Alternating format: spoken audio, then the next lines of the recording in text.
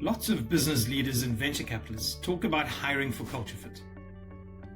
On the surface, there seems to be nothing wrong with hiring people who fit your culture.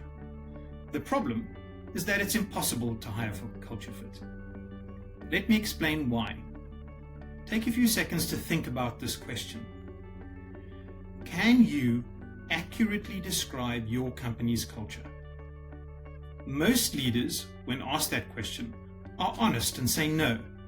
Others come up with a rambling answer that involves possibly their company's core values. It's not a surprise that most leaders are unable to describe their company culture. Culture is complex. It develops over time and consists of good and bad behaviors, norms, beliefs, habits, rituals, values, communication styles, procedures, and policies. In most companies, culture is undefined and therefore an invisible, subconscious, and intangible thing that happens below the surface. The fundamental point here is if you can't accurately describe your culture, how can you hire for it?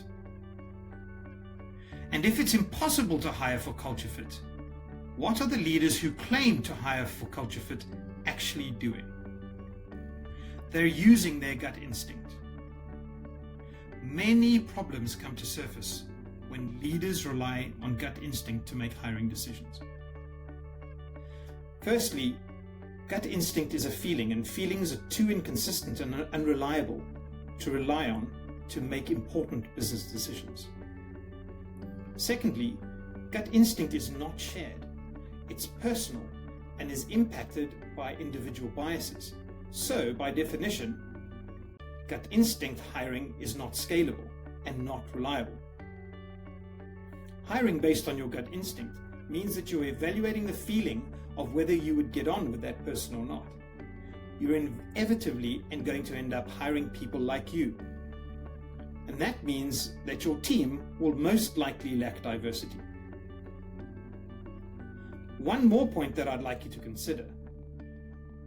Culture, defined as the way we work around here, changes over time. The way we work when there are 10 of us multitasking is different to the way we will work when there are 50 of us, and is different again to the way we work when there are 150 of us working across 3 continents.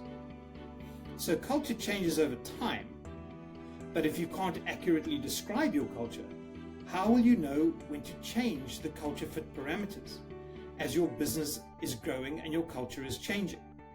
This is one of the key reasons why so many founders struggle to transition their hiring when they raise an A round and need to start to scale and professionalize the business.